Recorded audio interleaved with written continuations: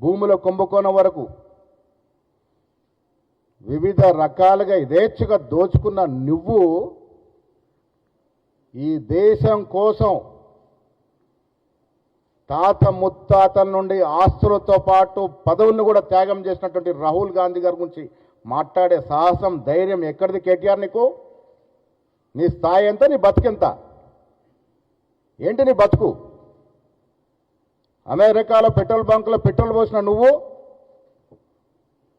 ఉద్యమం ఎగిసి పడుతున్నప్పుడు అమెరికాలో సరదాగా గడిపిన నువ్వు ఉద్యమం ఒక రూపంకి వచ్చిన తర్వాత